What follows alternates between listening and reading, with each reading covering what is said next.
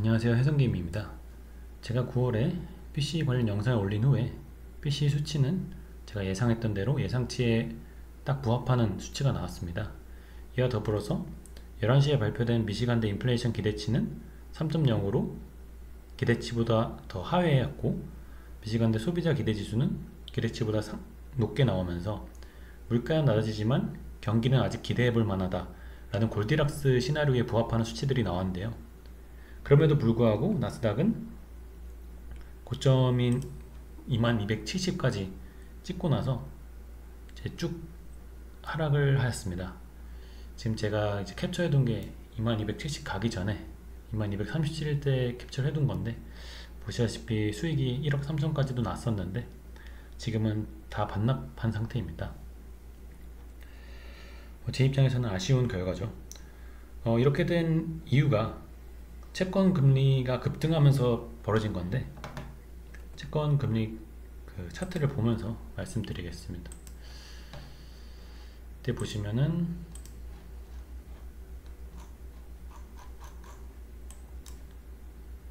9시 반에 20년물 채권 금리가 급락했죠. PC가 이제 예상치에 부합하게 나오면서 채권 금리가 급락을 했습니다.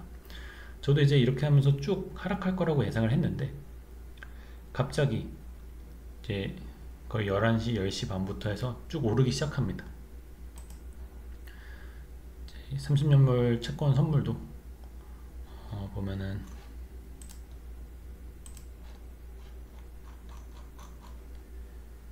이때 이제 상승하면서 저는 쭉 상승할 것이라고 기대를 했는데 하락이 나왔습니다. 이 원인에 대해서는 이제 사람들이 두 가지 가능성을 제기하고 있는데요. 하나는 미국 대선 토론에서 트럼프의 당선 가능성이 높게 점쳐지면서 트럼프가 당선되면 인플레이션이 더 높아질 거고 채권 금리가 급등할 것이다, 채권의 메리트가 없어질 것이라는 그런 사람들의 판단 때문에 채권 가격이 폭락했다는 썰이 하나가 있고, 또 하나는 이제 일본의 환율 개입 우려에 따라서 채권이 하락했다는 의견이 있습니다. 저는 개인적으로는 두 가지 모두 채권 가격의 하락에 기여를 했다고 보는데요. 하지만 차트로 봤을 때 저는 아직은 채권 차트가 살아있고, 지금 급락은 아직은 일시적인 것으로 볼 수 있다고 생각을 하고 있습니다. 이제 제가 지금 현재 가지고 있는 포지션을 보여드리면서 각 차트 분석하도록 해보겠습니다. 지금 제 계좌인데요. 보시다시피 원래 평가손익이 1억 5천까지 갔었는데 지금은 다시 원점으로 돌아온 상태죠. 저는 지금 이렇게 골드와 황생, 나스닥, 러셀 채권을 가지고 있고요. 황생은 지금 크게 기대하고 있는 상태는 아니고, 그래서 골드와 나스닥, 러셀 채권에 대한 얘기를 좀 해보도록 하겠습니다. 우선 방금 전에도 얘기했던 채권에 대한 얘기를 좀 해볼 건데요.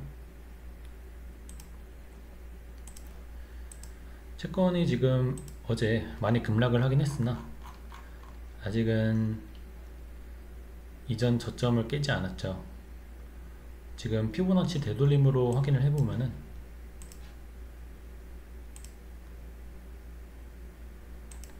딱 0.5, 그러니까 50% 되돌림 수준에 지금 머물러 있습니다. 저는 지금 상황에서도 충분히 올라갈 수 있는 가능성이 더 높다고 생각을 하고 있고요. 또 이제 채권 금리 차트로 보면은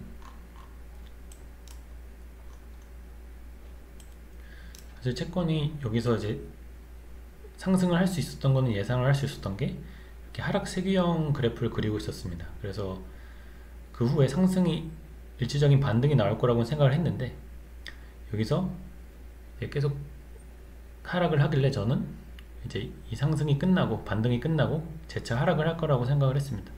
근데 지금 이제 ABC로 반등이 진행된 것으로 보이고요.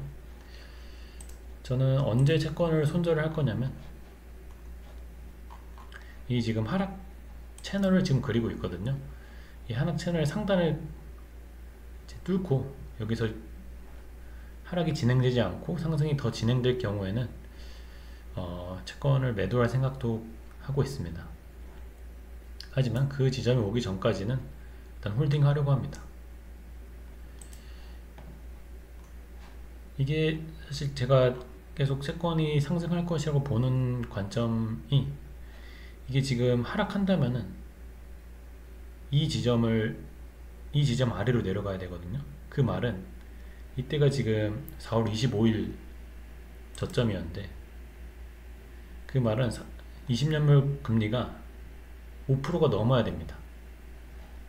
근데 지금 이제 뭐 경기 침체네 뭐니 이런 얘기가 오가고 있고 물가도 잡히고 있는 상황에서 20년물 금리가 5%가 넘으려면 추가 금리 인상을 계속 얘기하고 이런 상황이어야 되는데, 지금 이 5% 갑자기 넘는다?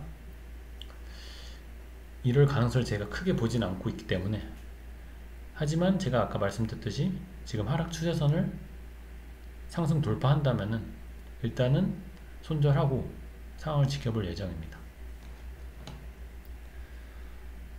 채권은 그렇게 말씀드렸고, 이제 골드는 제가 금요일 영상에서도 말씀드렸지만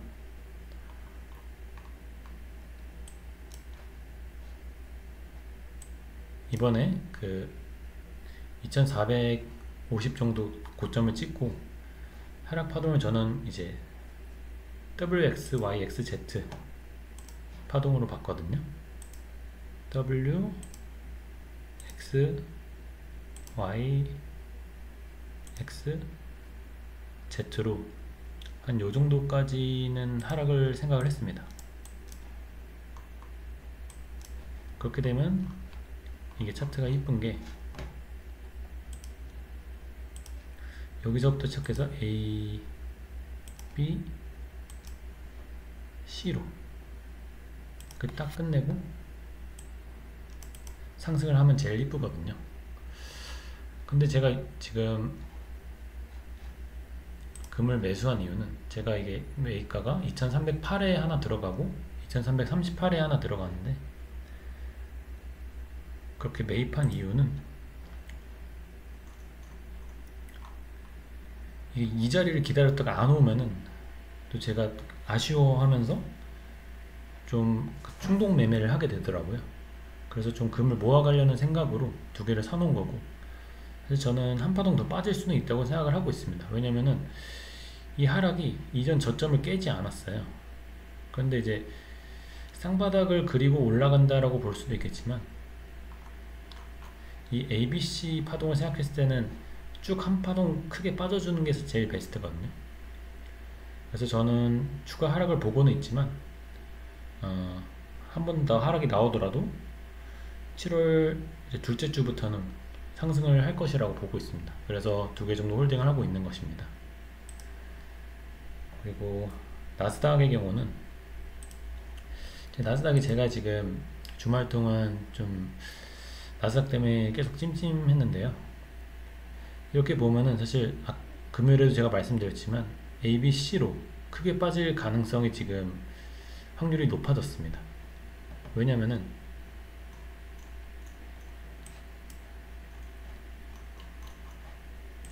이게 만약에 쭉 상승 추세를 가려고 했다면은 사실 이 지점을 깨면 안 됐거든요.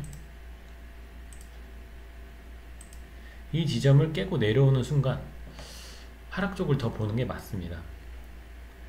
근데 저는 이제 자고 있다 보니까 이 새벽에 하락을 사실 대응을 못했고요.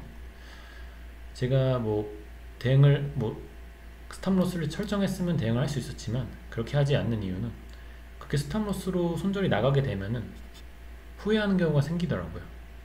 왜냐면 나스닥 같은 경우 이렇게 휩소를 주고 바로 올라가는 경우도 되게 많기 때문에, 저는 어차피 장기적으로, 중장기적으로는 나스닥의 상승을 예상하고 있기 때문에 그냥 하락이 생기면 더 모아가자 이런 마인드로 지금 하고 있고, 나스닥 원래 12개를 가지고 있었는데, 미니 나스닥 선물 12개 가지고 있었는데 새벽에 일어나서 하락해 있는 거 보고 2만 정도에서는 제가 2개 정도 정리를 했습니다. 지금 하락의 가능성이 높기 때문에 월요일에도 추가적으로 한두 개 정도는 더 정리를 하고 더 하락했을 때 추가 매수할 생각을 하고 있고요. 그렇지만 제가 꼭 ABC 형태로 빠지는 것만을 보고 있는 건 아닌 게,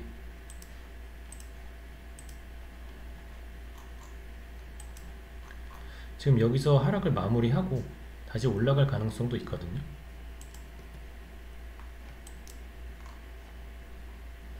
그렇게 되면 소파동으로 1, 2로 마무리 짓고 이전 고점을 갱신하는 3파, 4파, 5파 이런 식으로 다시 한번 파동이 진행될 수가 있습니다. 제가 그런데 이제 ABC 형태를 염두에 두고 조금 더 가능성이 있다고 본 것은 이 하락의 가파른 것 때문에 그렇습니다. 보통은 이제 가파른 추세의 경우에는 그 임펄스 파동일 가능성이 좀 더 높거든요.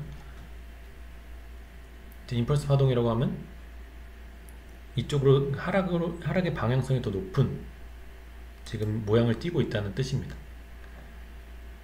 그럼 왜 손절하지 않느냐? 손절은 아니죠. 지금 수익을 보고 있으니까. 왜 매도하지 않느냐라고 하신다면, 이 나스닥이 이런 식으로 저점을 뚫을 것처럼 하면서 올라가는 경우도 굉장히 많았습니다.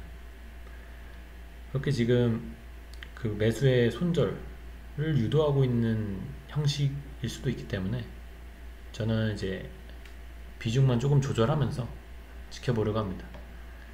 이 지점을 다시 뚫는 경우에는 불타기를 할 수 있는 그 지점이 되게 됩니다. 어떻게 될지는 다음 주 상황을 봐야지 알 수 있을 것 같고요. 다음 주에도 지표가 엄청 많더라고요.